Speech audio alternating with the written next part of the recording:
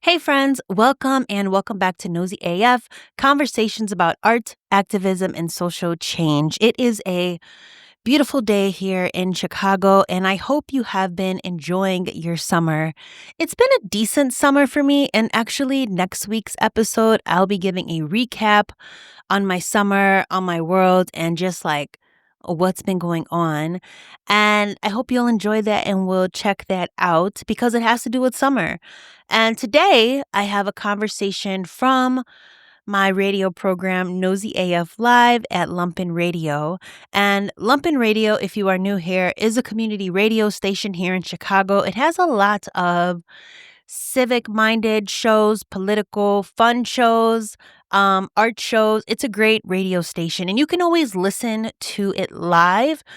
Right now, even if you want to hit pause on this conversation, you can go over there to lumpenradio.com, or if you're in Chicago, it is 105.5 FM, and you can hear lots of independent artists and journalists sharing their thoughts on a bunch of different topics. I am there every second and fourth Saturday. So, tune in live sometimes and see what's going on.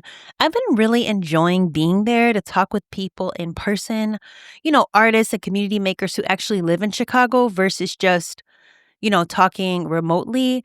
And plus, I get to learn a new skill, radio production. And so it's been such a fun challenge. I like to learn new skills. That actually leads me to today's conversation that's going to be with Christine Forni that we recorded this past Saturday live, August 23rd, 2025. Something fun about this interview with Christine is that it's my second time I'm producing live by myself, which is wild in itself because it is live radio. If I'm messing up or if I'm not talking, it is going out on the airwaves.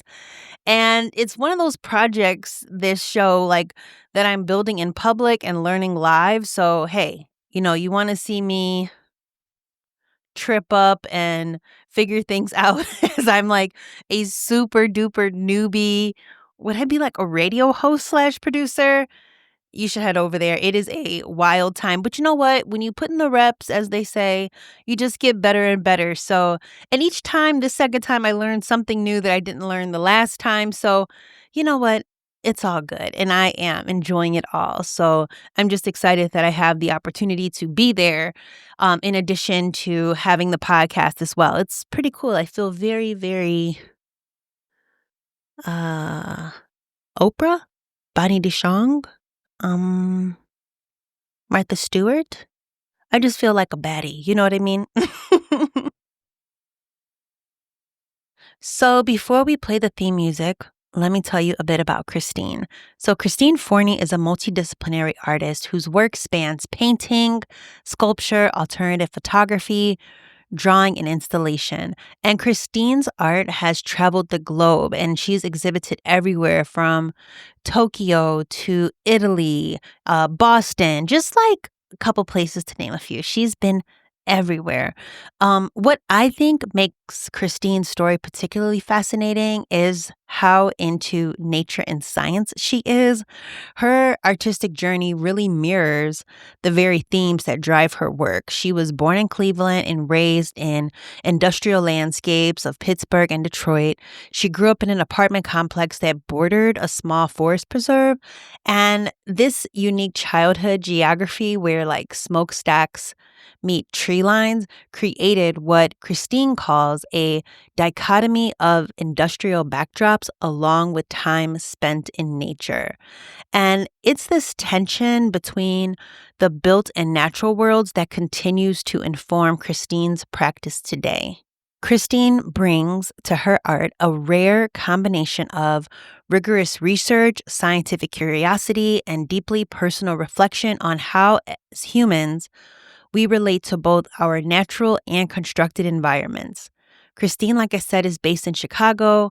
We recorded this live at Lumpen, and she continues to create work that challenges us to see connections between industry and ecology, between the specimens we collect and the stories they tell about who we are. And one of the things that we will talk about is that Christine courageously uprooted her life to move to Paris with her husband, James. And we also talk about her new artist-run project, Garnet Press. And Christine is like such a nature science lover, and I really love that because I am not. And did you guys ever see the show Mr. Wizard? I think it was on Nickelodeon, and Mr. Wizard was like this man who was always doing science experiments, and the kids in the neighborhood would go and stop by, be like, Mr. Wizard, what are you up to? And he's like, hey, kids, you want to learn how clouds are made? And they're like, yeah, sure. And he would show them. So they would spend, this hour or maybe like 30-minute workshop, workshopping about how clouds were born or how clouds were made. And I feel if Christine was a child actor, she would have been a perfect fit for the show. That's what I'm getting at. But anyway, here comes the music, and then we will talk to Christine, and you will hear me live produce on Lumpen Radio. So let's go. Gotta get up, tell the whole world you a winner. Vision of a star with a mission in the cause. What you doing, how you doing, what you doing, and who you are. Flex yourself, impress yourself. Check yourself, don't wreck yourself. If you know me, then you know that I be knowing what's up. Hey, Stephanie Graham is nosy as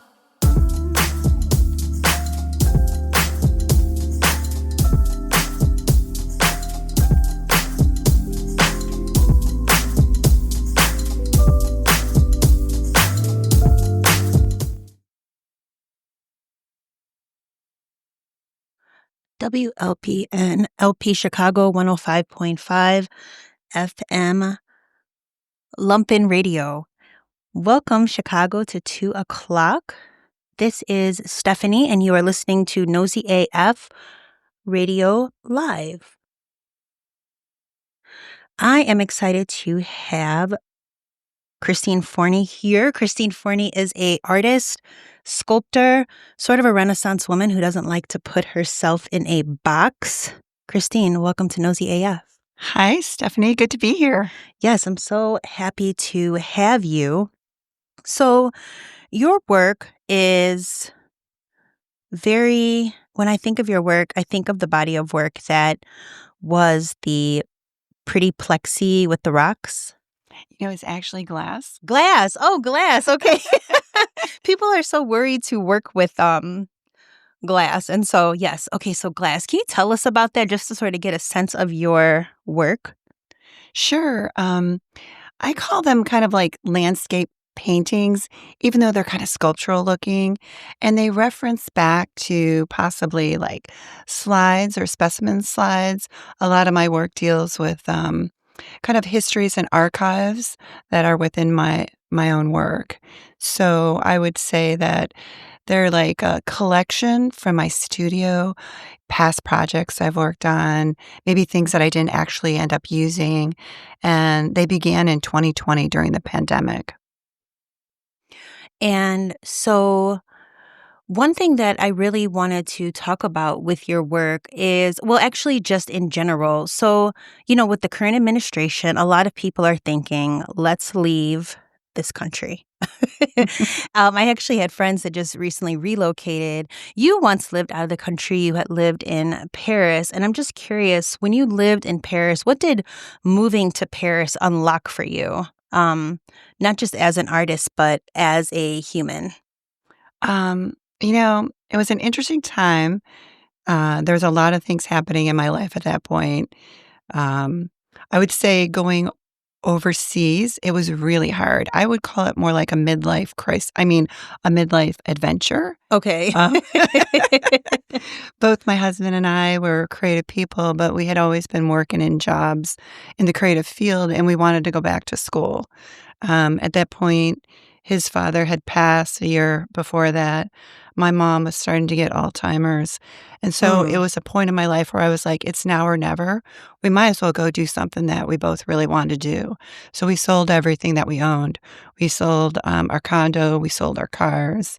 And we ended up using that money in order to go back to school overseas. And what was really cool about that is that um, being over there, I actually got to appreciate Chicago even more. Like, I Mm. love living in Chicago. Mhm. It's one of my favorite cities in the United States. I think it's a place where people can actually uplift themselves. Like being an artist here, there's a lot of opportunities. It depends on if you give back to other people in the art field too. But I really, really enjoyed being back here. It didn't make me not want to come back to the United States. I kind of wanted to come back to stand up for what I believed in Yeah. versus running away because I believe in this country. And so it kind of means a lot to me to be back here. And I have to tell you, there's a difference between going to Paris and living there. Mm. And James and I, James Forni, my husband, we both didn't have like a company doing this for us. And we're not like millionaires or anything like that.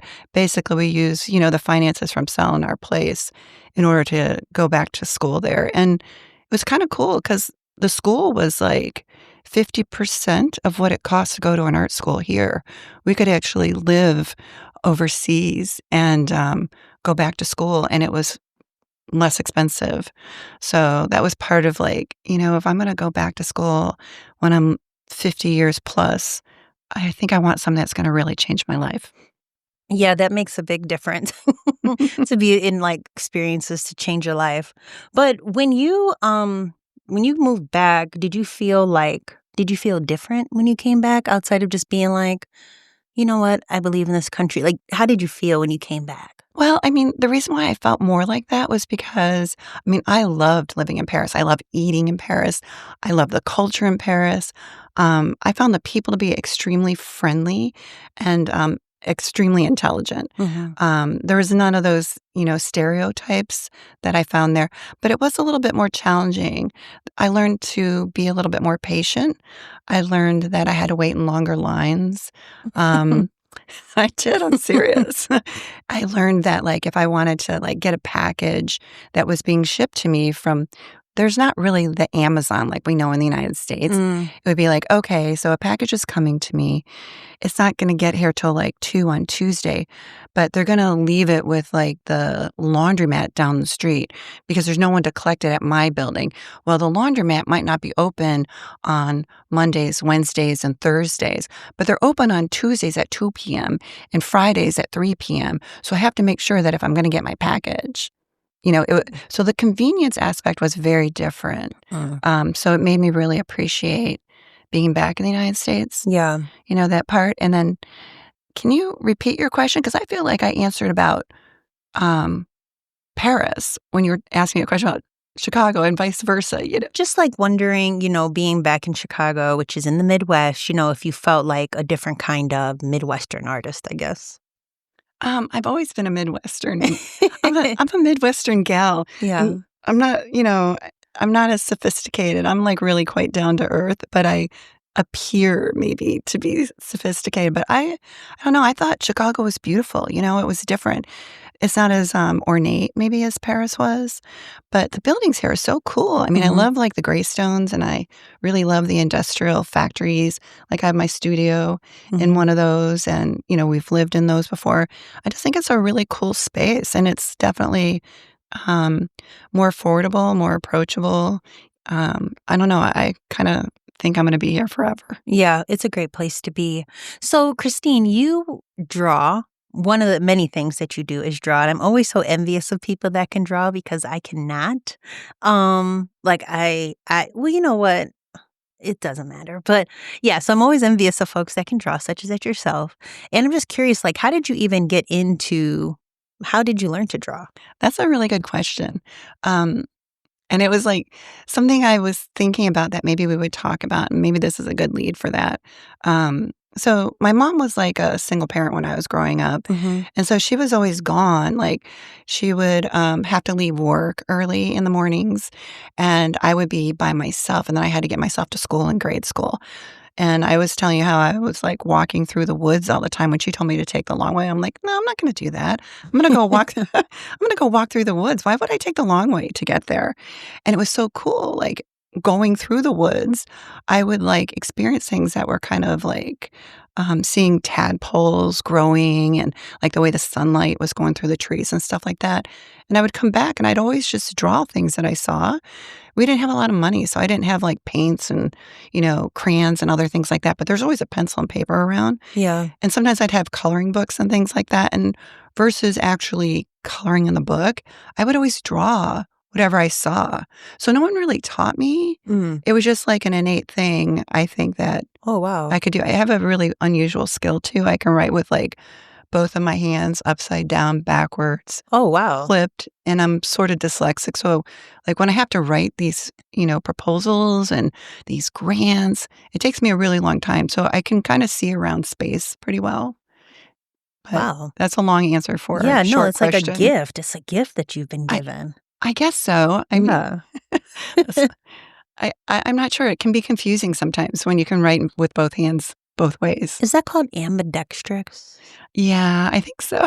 Yeah. I mean, I do all the sports with the right, and then I do all my drawing with my left. Huh. So, Interesting. That's really cool. Wait, was your mother like that too? Could she do that? no. Oh, it's just you, the gifted one. I guess so. Yeah, I love that. Oh. What's your favorite thing to draw? I love drawing nature, Mhm. and I love creating depth and space when I'm drawing.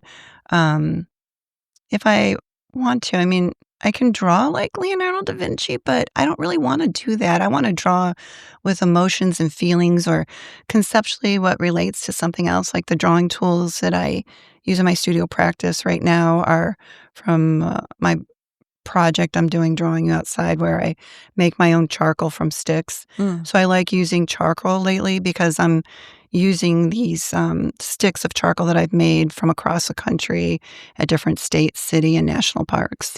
You're like your own Blick. That's what someone said to me one time. That's hilarious. They're like, "Why are you making charcoal? You can just go buy it at Blick." And I'm like, "What are you talking about?" It was a good friend of mine who was doing like a wood fire burning clay session. And I'm like, "Hey, can I come out? You got hot flames there." I live in an apartment building, and I also have no like yard or way to do anything in my studio.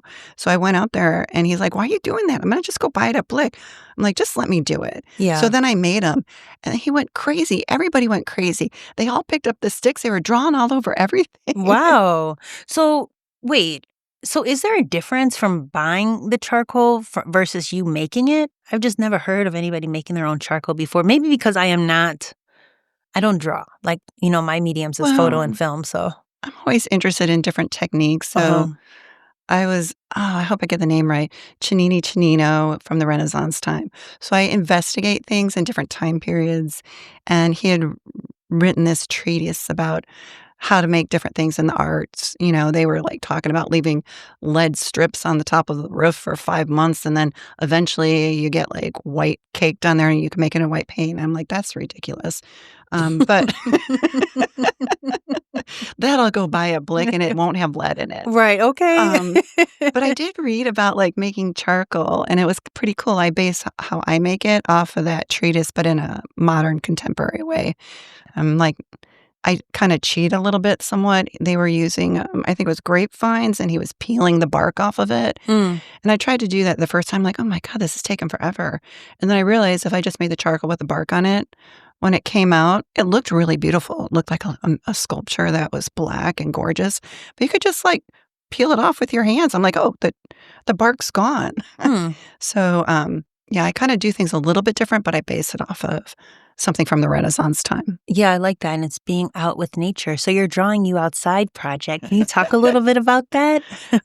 Well, nobody really quite understood what it was till I finally have some pictures on my website. I kept writing proposals for grants and things like that. And I think it was like 2 years ago, I finally got something after like 3 tries. And I couldn't believe it. I'm like, oh, finally they get it.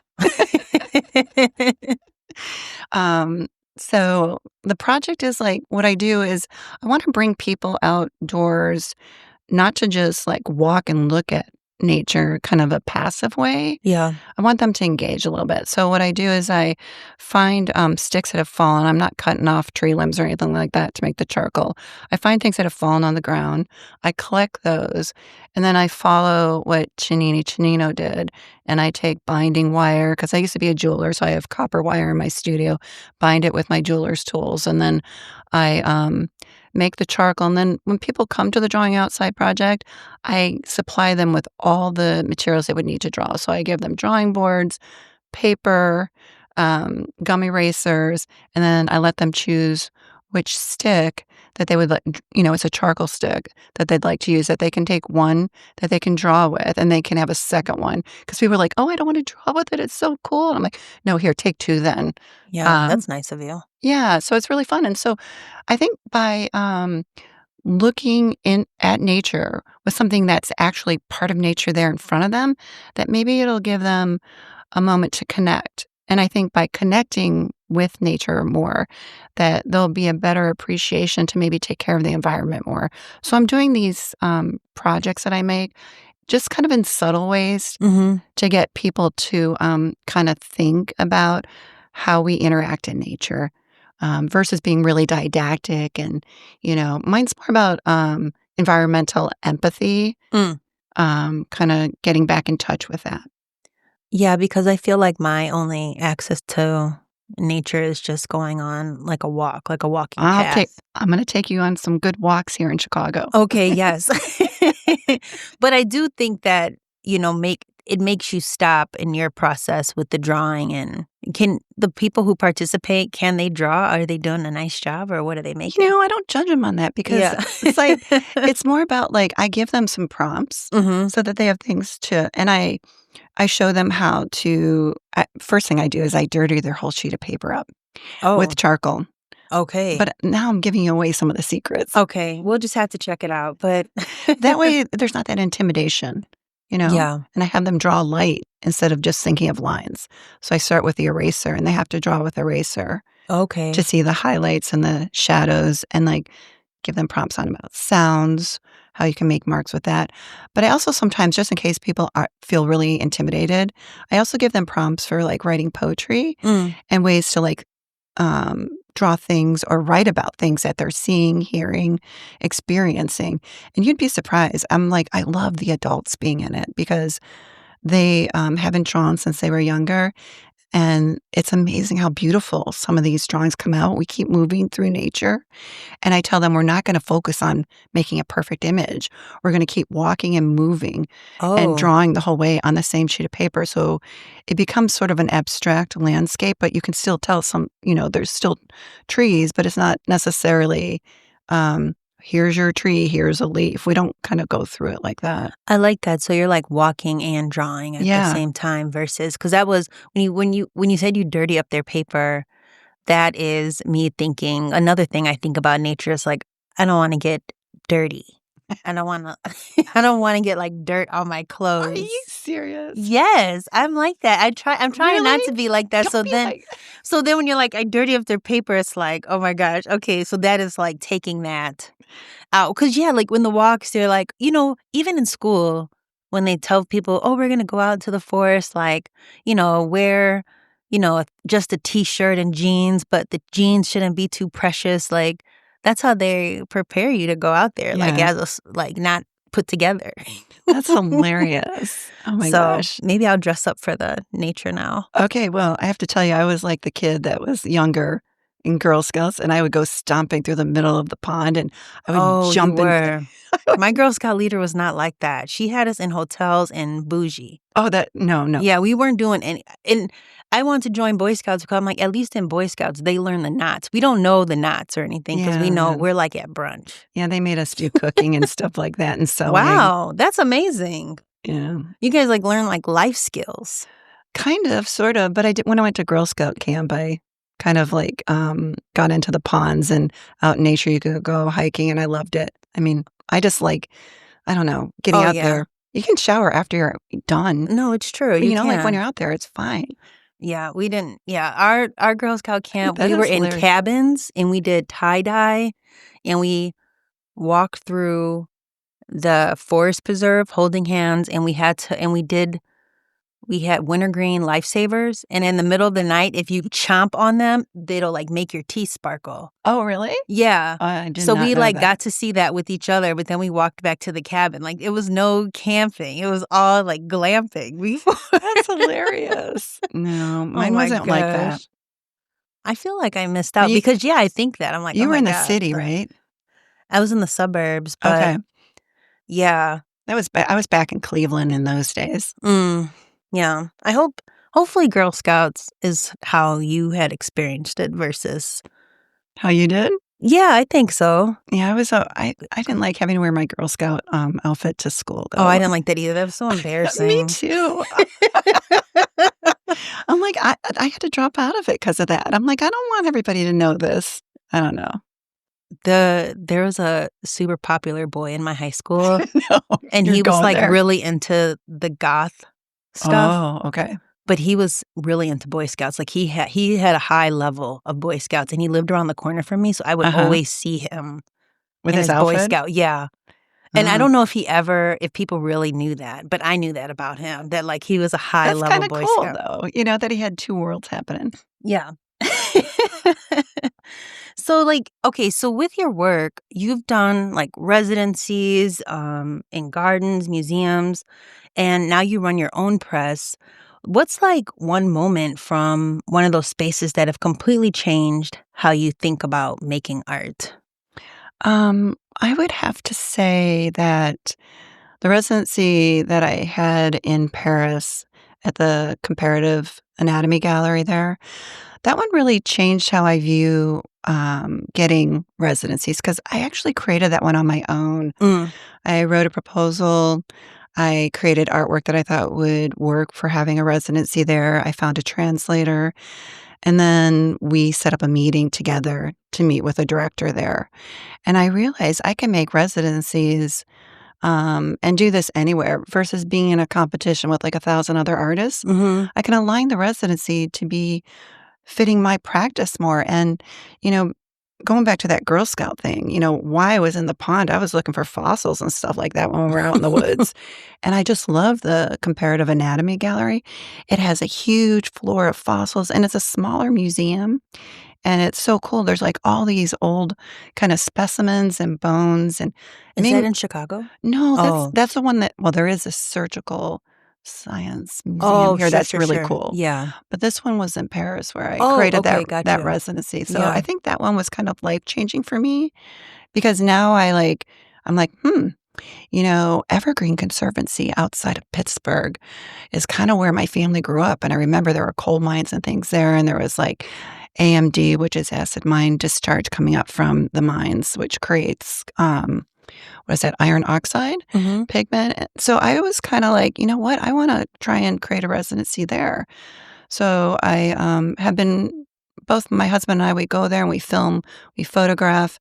And then I'm creating artwork in my studio space. So this has been going on since like 2019. 2020, I was supposed to have the residency, but, we all know what happened in 2020. Yeah. So it kind of put things on hold. And then since then, I've just been going almost every year, maybe once a year or something like that. Oh, that's so lovely. Yeah, but not as a residency. This is the first time I've been invited by the director to come back and stay with her. And I'll be there for a longer period of time where we'll probably do some interviews.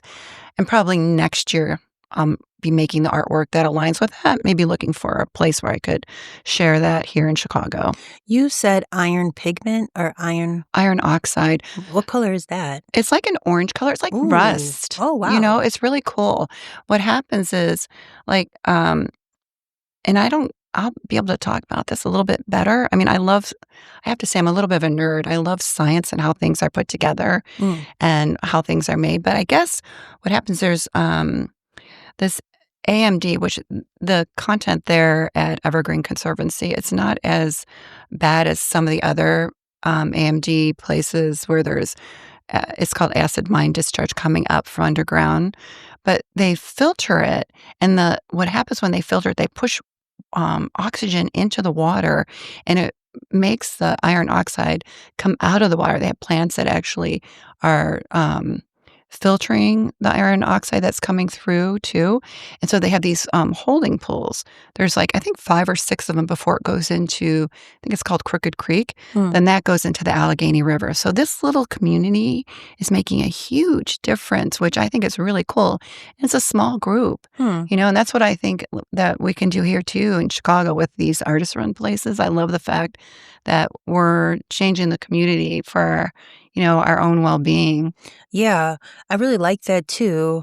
There was something that I was going to say as you were talking that I'm losing. Oh, so wait, you've gotten all into all the science from your mom from you walking through the forest? No, that's not true.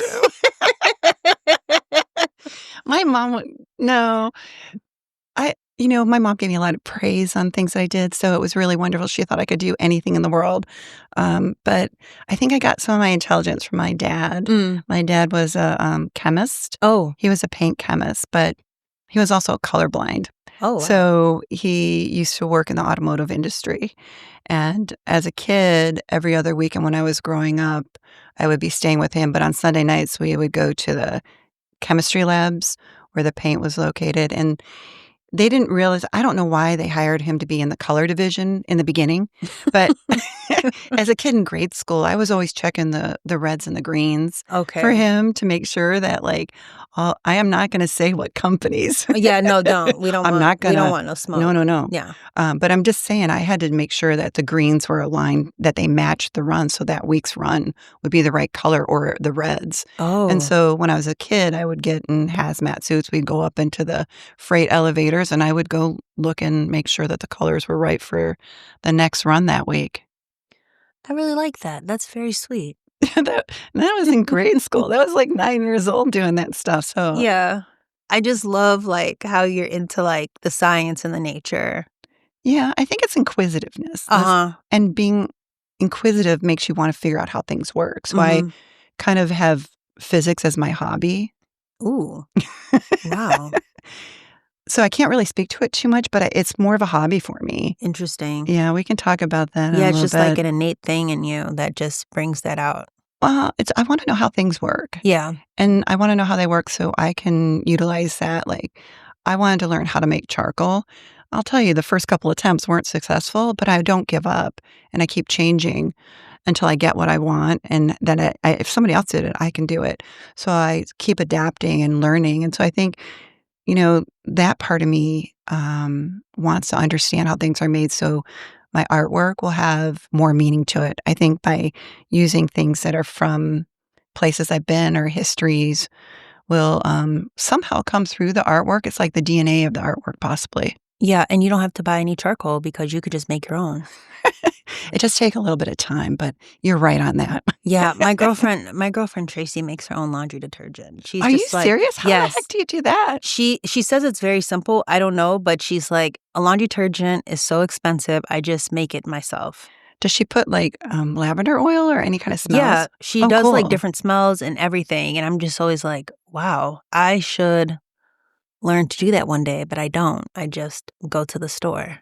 Well, I got too much going on right now. Yeah. That I would probably learn that. I'm never going to retire, but if I did retire, then I'd want to learn how to do that. Yeah, as you talk about it, it's like, oh, maybe I should learn to do that, because you just start to think about these things that you don't have to go to the store and buy something that's in a plastic bottle. Yep. That's kind of cool. Yeah, and that's your lines too about being more environmentally friendly. Mm-hmm. I like that. Yeah, I'm really interested now in things that folks just make. I have a friend that makes his own cameras. He makes his own cameras. Okay. Pinhole? Or, 4x5. Oh, cool. He'll make his own 4x5 cameras, panoramic cameras. Awesome. So shout out to everybody out here that's making stuff, because let me tell you, I don't. Oh, come on. I barely will. I'll make a salad. You'll make a story. Yeah, that's true. You know that's what I mean? True. That's true. You want to get... But that, not with my own camera that I built, but with from your the own rental house. This is with your own mind. And Yeah. You want to, I don't know, film people. You want to tell their stories. You're trying to tell my story right now. Yeah, I love it. So you're interested in that, Yes, I am, very much so, because I think I'm really drawn to, with your work, the whole love of nature and the environment. That's cool. Because I does not brought into that, Well, you it's know, outside of just going to the forest preserve for a walk. yeah. I mean, it's my spiritual place in a sense, you know? So I really enjoy it. It's a quiet moment. It's a place to be at peace. Yeah. Because there's a lot of noise here in Chicago too. Yeah, that's true. There is a lot of noise. And I guess just thinking about forest preserves as like could be a spiritual place, you know, because especially like in the middle of Schaumburg, is the Woodfield Forest Preserve a spiritual place? But I guess it is. It can be, you know, if you're there by yourself and the way the lights come through the trees. Mhm. I mean, there's moments where you're just like in awe of the beauty that you're seeing. Yeah. I'm sure And people are like, wow, Stephanie, you're such a bozo. no, But they're not. They're like, you know, there's mosquitoes out there and there's ticks and oh, other things. absolutely. Yeah, I have the off, you know, all the different mosquito sprays. Yeah. That's hilarious. Absolutely. It's like you're taught to protect yourself, Right. you know, from like protect your clothes, protect your skin. Don't really embrace it. Yeah. I really wasn't so much into the protection Mm-hmm. until I went to the East Coast and we were Okay. hiking over there. That's where the bugs get serious. Uh-oh. Yeah, scary. Well, listen, we have to take Okay. a quick break, so we will be right back after this with Christine Forni.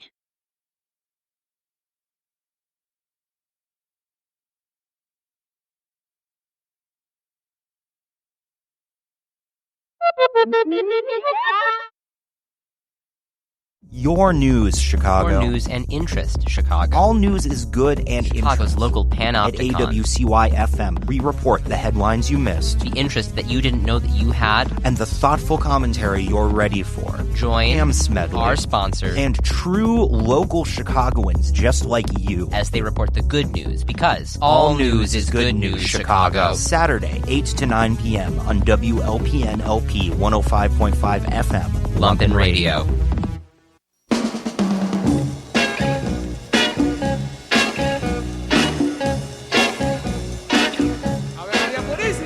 Take a trip through Latin America's vinyl past circa 1950s and on.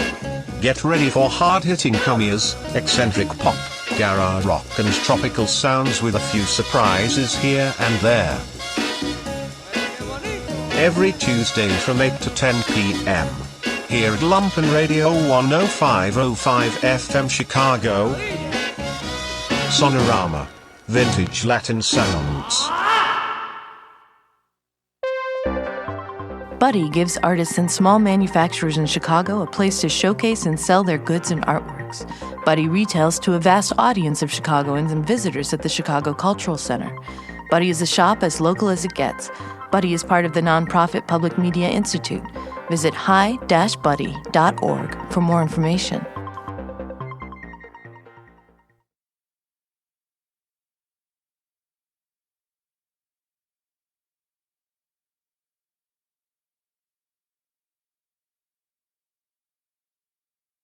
Okay. WLPN LP Chicago 105.5 FM radio, Lumpin' Radio. Welcome back. We are here with Christine Forni. And Christine, by the way, thank you for being on noseyAF. Thank you for asking me. So tell us, what's like something that's non-art that you do regularly that keeps your creativity flowing? Well, what I'd like to do regularly, but I haven't done in a long time, which is not answering your question properly, but I love going outdoors and hiking. And I love going to the national parks or state parks. I just really, really enjoy that. But on a day-to-day basis, I love cooking. I mean, I love cooking in general. And I don't have a garden. I just have spices, in a small garden on my little teeny tiny deck by my apartment. But every night I cook a home meal. Wow, that's amazing. Yeah. And that keeps your creativity flowing? Well, I have to be creative because sometimes I don't have everything that I need. Mm-hmm. And I have to kind of go, oh, okay, I know that we have this. We have tomatoes. We have a little prosciutto. We have some mushrooms. And I've got stewed tomatoes up there. And I know I've got some garlic and, olive oil. And then I'm like, okay, I'm going to whip together a homemade pasta. Wow. So if I don't have and I don't do this as regular as I want, but I love making homemade pasta too. It just makes a whole difference. So I have a little thing in the kitchen area that I can make my own homemade pasta. Oh, yeah, is it like those desk things and you could put the dough through? It's kind of it's not the one that automatically, pulls out the pasta. You kind of You have have to to, like, crank crank it it? and choose the different thicknesses. So, like, usually during every holiday season, it's like I go in and I make that for James and I because it just tastes so much better. Yeah, yum, that sounds really It's good, I love I pasta. have invited you over for dinner and you haven't come over. I know, I need I to. Will told we have homemade pasta? Well, it depends. Do you want homemade pasta? Why not? Okay, you got it. If you were an artist, what kind of life do you think you'd be living? That's a that's a funny question. I'd probably be a little bit more restful and have more money, but if I wasn't an artist, I would probably be some in the field of environments, environmental science somehow, Okay. or archaeology would be really cool. Um, I think those would probably be the two places. I mean, if I was not in arts right now, I'd still be in the art field. I'd probably be doing design work, if I want to be in a realistic state, not a dream state of, being an archaeologist or something like that. You really love the environment. I do. Yeah. I love it. It's so cool. I mean, I guess, I don't know, I don't watch contemporary TV very much. I do watch a lot of, like I used to watch Through the Wormhole with Morgan Freeman. That used to be What was one of my that? favorite shows. Come on. I've never heard of that show. Oh, you haven't heard of that? That's No. how I Morgan Freeman had, like, a TV show? He did. It was on Oh. Science. It was called Through the Wormhole with Morgan Freeman. Oh, wow. It was very cool. That's how I found out about Adrian Bijan, who's a scientist, a physicist, that came up with constructal laws, how like all the flow systems through nature and how we process things work. So it was pretty cool. That's how, you wrote about me being from Bucharest to Paris. Mhm. Bucharest was kind of crazy. I was in Paris living, and I have like this. I used to on my website had something that was like called Constructal Law, and it was something that Adrian Bijan, who got his PhD at MIT and is like a professor at Duke University or something like that. I mean, very well known throughout the world. I thought, oh my God, his philosophy and everything that he's talking about aligns with my artwork. So I'm like, I'm going to make something on my website that was Constructal Law, and somebody must have seen it. Mm. When I was, like, overseas, he sent me an email, and it said, "Congratulations on your constructal law." Oh, no way. And I'm like, "What is this fake thing I'm getting?" Because you get those emails where it's like, Yeah. "Congratulations," and then I read through, and I was like, "Oh my God, it's from him." And James was like, "Who?" And I'm like, "Nobody in the art world's gonna know this," but it meant so much to me. I was jumping up and down. That's very cool. And so then I just kept writing him back and forth, and he invited me to go speak in Bucharest at their conference. Wow. So that's how that kinda came. I didn't really know anybody. Yeah. And then I just spoke again at the Energy Center in Turin, Italy. I think that was 2023, in the fall, So to a in a group of physicists there Yeah, too. so in a way you do live out this, like, other, like, environmental science life in a way, Kinda. speaking. Yeah, I do it for enjoyment, Yeah, and it filters into my artwork. I love that. Mhm. That's really cool. It was kind of a strange path, though. I didn't wanna contact him because he's so famous around the world. I'm like, "He's too busy for me," and so I was shocked that I got an email, and then he thanked me in his last book that he wrote. Get out. That's amazing. Well, I don't post everything all the time. I feel like maybe Throwback Thursdays, I gotta throw some of these things in there. Yeah, there's nothing wrong with doing things in the cut and just sort of living life, not everything has to be shared. On there, I know, but then it's to other people, it's not a reality, and then they're like, "Oh my God." Yeah. It just needs to be a reality to me, I guess. Yeah, that's it. I like that, how you said that. Throwing on the cut. Is that what you said? What'd you say? Not everything has to be You're shared. You're so It can cool. be in the cut. Yeah. Yeah, in the cut, meaning that you're like chill, laid back. Nobody knows. I'm not really chilled, but nobody knows. Yeah. Or like, the person that's like always at the party, they're walking around socializing, but then there's somebody that's just like sitting chill, and like that Okay. could be like Okay, that's me. the club owner or Well, I'm not the club owner. well, you almost are, with these, famous, scientist folks reaching Yeah. out to you and putting you in their books. It That's was pretty cool. That's another cool word coming towards you. That's a flex. Oh, a flex? Oh, that's Mhm. cool. Yeah. Thanks for like keeping me, a little bit more up up on times, I guess. Yeah, it's just words that you just get to choose. Really quick, George Jefferson, Oh, yeah. so he would do that he always did that dance. I was just going to say that. I love that dance. So in an interview, he said that everybody did that dance, but by the time he learned how to do it, it wasn't cool anymore. And so, but it became popular through him again, I guess. So I'm like, so to you, I say, what's timing with words, Yeah. Just say whatever you want, as Okay. long as it's kind, Yeah. I do try to be kind. Yeah. Speaking of like Instagram and stuff, how it's always like so fast paced and It feels like you is. have to stay, on the up and up. And people are leaving Instagram also, like people are leaving the country, they're leaving Instagram and trying to sort of just figure out their relationship with Instagram. And with that in mind, I'm curious, like, what's your relationship to boredom Oh, that's or hilarious. slowness, in your work even, Like I told you, I think I never get bored. I'm not. Yeah. I mean, for me, it's almost like there's too much going on, too much I want to do. And when I was younger, I was left alone a lot because, I had a working parent. She left before I left for school, came home for dinner, maybe 6 or so. So I had a lot of time on my own. So I always had to occupy myself. And I also do remember my grandmother on my father's side when I was younger. She had told me, if you're bored, you're boring. I'm like, I'm not boring. Yeah. So I always made sure that I was just always had something going on. Um, and I was always making or creating something. As far as slow, my whole practice is slow. Like I have projects that I've started probably 5 or 6 years ago, and maybe they'll evolve and change. Mm-hmm. And then maybe I'll bring them out to the public. Like maybe in this next exhibition, I have work that was from 2016 that I worked on again in 2018 and now worked on again in 2024. So I don't know, slowness, I kind of appreciate it because everything else around me is so fast paced. Gives me a moment of like meditation or calmness. But when there's a deadline, the slowness isn't really so efficient. Yeah. That's when it gets uncomfortable because I'm like, I got to get this done.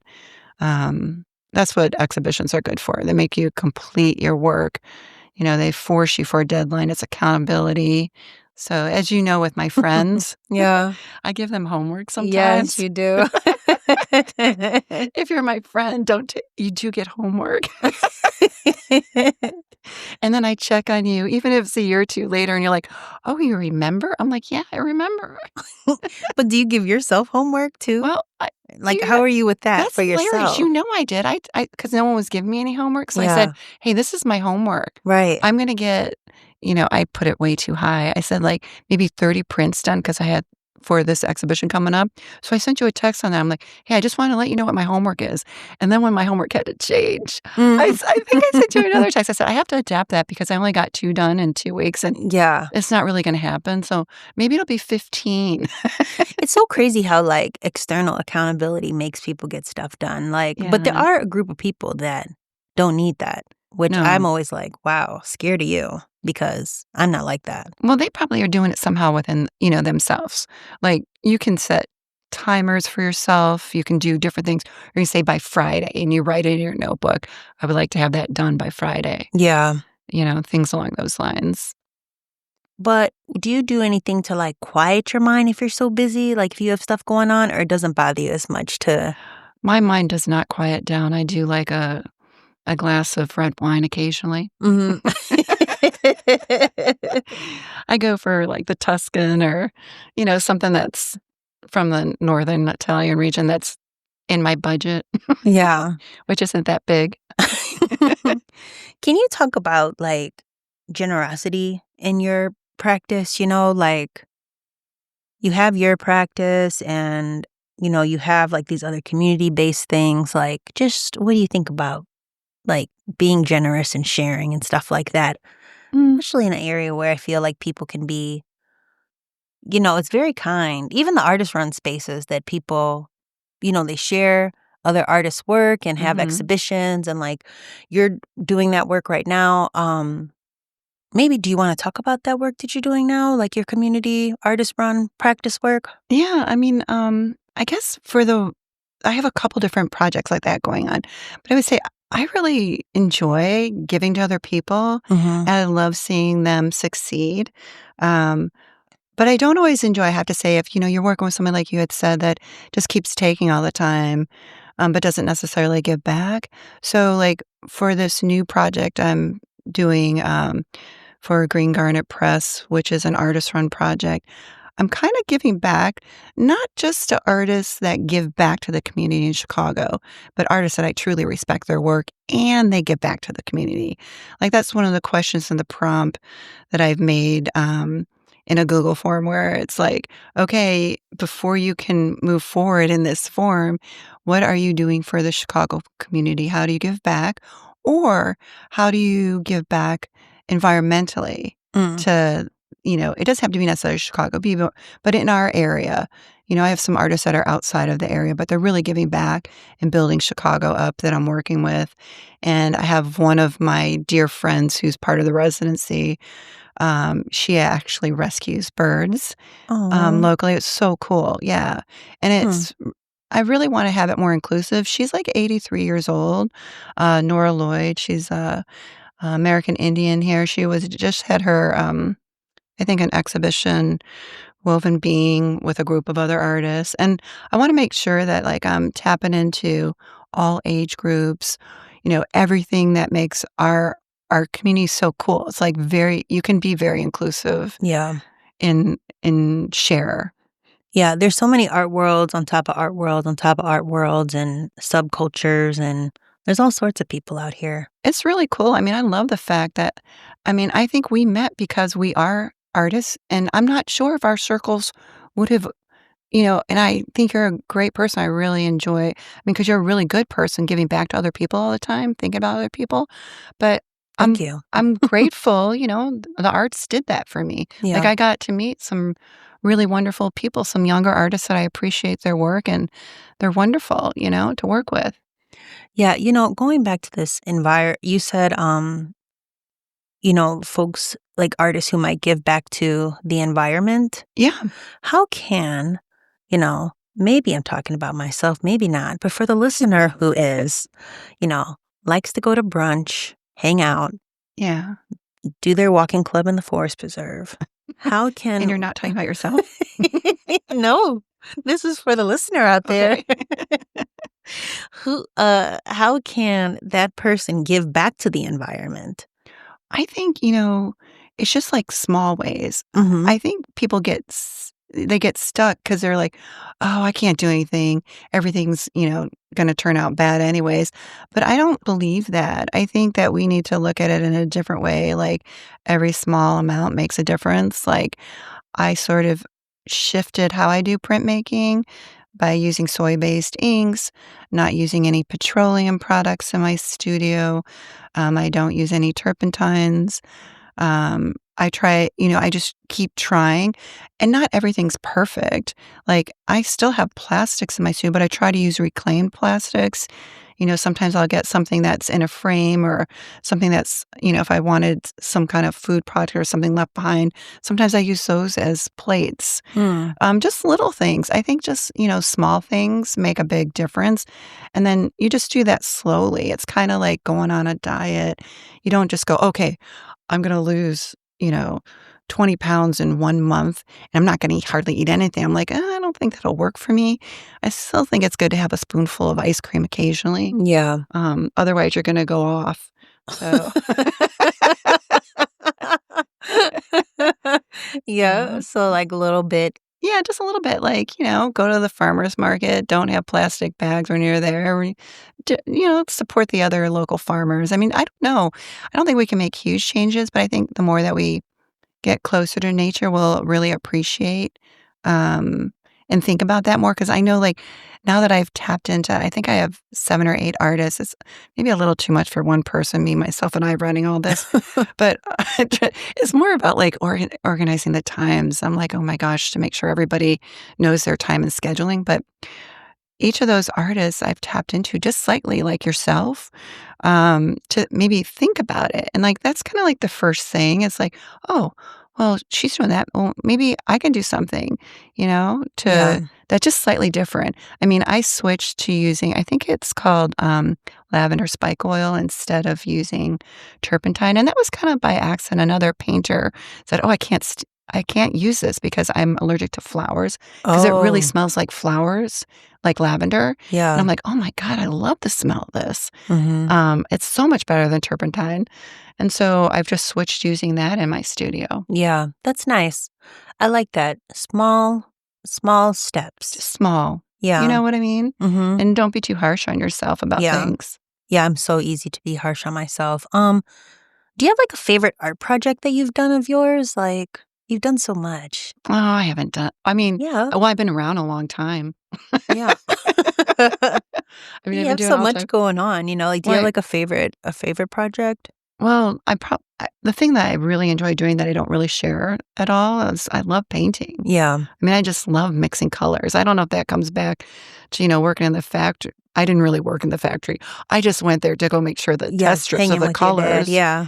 Yeah, that was about we'll leave it at that, but I think that, like, working with color, I shifted my practice. Everything used to be more black and white, I mean, really big black drawings that were like 4 feet by 7 feet and things. I mean, they were charcoal, they were black oil sticks, they were graphite, and ink, and they were, like, just huge, but going through the pandemic, I couldn't live with those as well. They didn't, I don't know, ominous or something. I mean, I still love them. They have a lot of power, but I think I became a little bit more fragile during the pandemic, and I really enjoyed looking into like color and making things that I would enjoy being around. So I have to say my practice changed. I'd say working with color is kind of my favorite. Do you have a favorite color? Um, Hmm. well, only lately it shifts all the time. I don't believe in like horoscopes, but I am a Gemini. Um, so it's always kind of shifting. But I think lately I love the color in the springtime. Like there's this bright green color when the buds are just at the ends of the trees. It's like the little leaves on there and you can still see all the lines in the forest. I love that green color, Yeah. but I can't say that that's always been my favorite. It's shifted It through. shifts. Yeah. What is one thing, and you could tell me if you don't want to answer this, but with your with Green Garnet Press, your project, what's something about running an artist press that nobody warned you about? Oh, no. Well, we just started. I don't want all the artists if Okay, they're probably it's the new. ones listening. I don't know. No, what is it? What is it? Like, like about running your own space that Well, I maybe folks mean, haven't told you about. I would have to say each time someone comes in, I learn. Mm-hmm. I learn little things. I really have to be specific. Each time someone comes, I shift the way the space is. And the prints that we're making, because a lot of the artists haven't had much experience. I like working with artists that haven't done printmaking before. So we're doing more black and white prints. And I did have an artist come in and go, "Oh, I want to do color," and had everything all organized and had an idea. And I'm like, "Okay, we'll try and do this." But I don't have, right now, I've written a lot of grants to try and get some money to get like brares and rollers. And I funded it with my own money to get paper and things like that. But if you want to get really good tools for printmaking, like a brayer can be like 300 to 500 bucks. It's like kind of expensive. So that I'm kind of waiting for if we have some sales, and then I'll invest back into Yeah. the project more. That's one thing that I realize, like having other people come by. But it's kind of cool because like I get my studio kind of a little cleaned up before everyone comes. I'm like, wow, this is really nice coming in my studio with 3 people coming this last week. I'm like, wow, I could work in here a little bit better. I love it. Yeah, it gives you accountability. It was. And it's like, and could figure out how to get the music on. Wow, I like having the music going when I'm printmaking, but I never used to do that. I always was in silence. But it seems like I'm enjoying that much more. Yeah. What do you have coming up in your own practice, like exhibitions and stuff like that? What do you got going on? That's a good question. I have a solo exhibition coming up at Parlor and Ramp, Okay. and that's where I'll be curating the Green Garnet Press artists' residencies. Well, the green, it's a long name, but I love green garnets, Yeah. the actual stones. So Green Garnet Artist Residency, I'm curating exhibitions for them. So we're going to have their prints in the front room, and then it'll divide into like coming into my exhibition, which is curated by Samuel Schwint. It's the Alchemist's Den, Ooh. and you can probably check that out coming up. It's in November sometime. Okay, which will be but here before we know it. yeah, Good and fall show. I would check out Parlor Ramp. They're doing some really wonderful. They really are. They had a fundraiser that I went to last night. Oh, fun. It was really amazing. They had a really wonderful band that was playing there. What kind of music? Oh, that's a good question for James. He'd be able to describe it So, better like, than I could. Swing dancing or something? No swing dancing. Oh, It I was love- really cool. No, but I probably was the oldest one in the room, but I was like with the hip kids.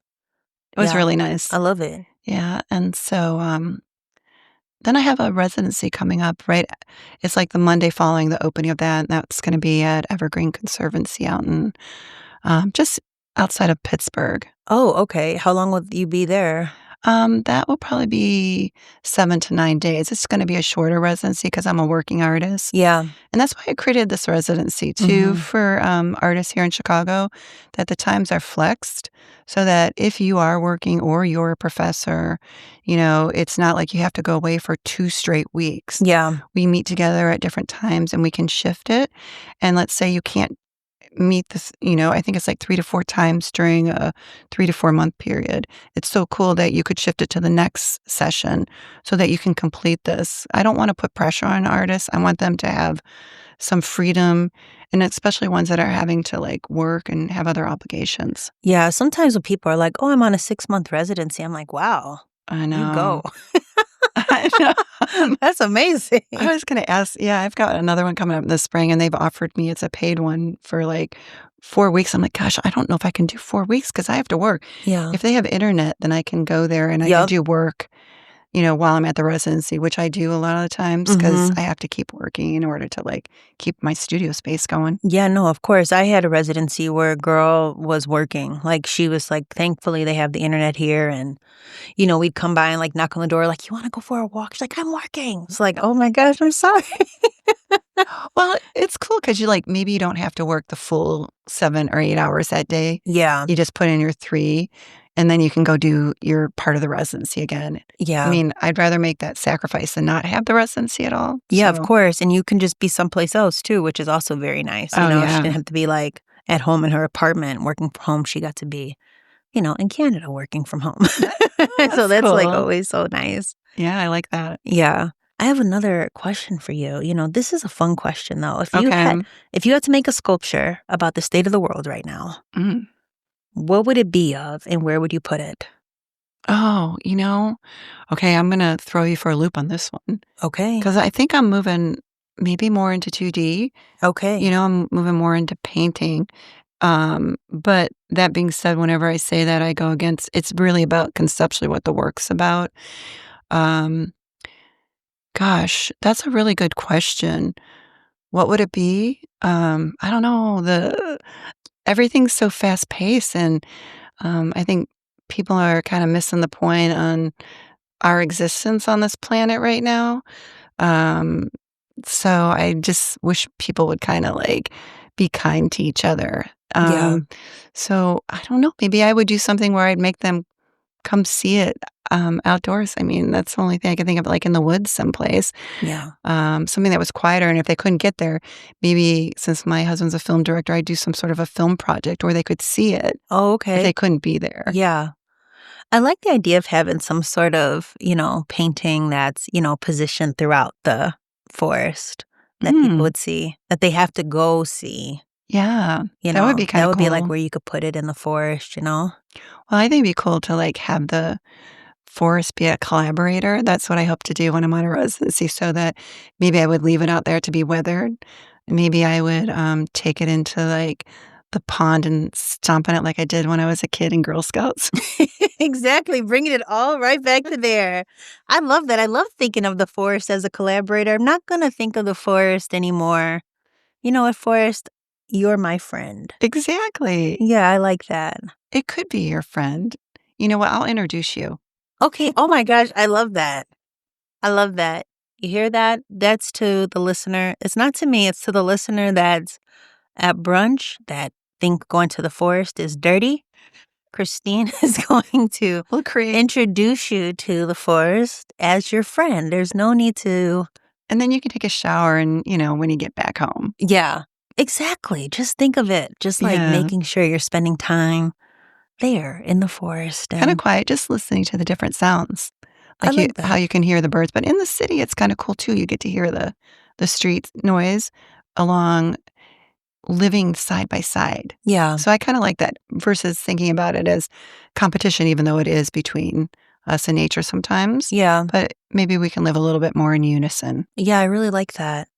Well, Christine, as we wind down, thank you so much for being on noseyAF at Lumpen today. I really appreciate your time. Thank you for having me. It's been really fun. I was kind of thinking we wouldn't be able to keep talking, but I'm sure we have a lot. We could probably do Yes. 10 episodes.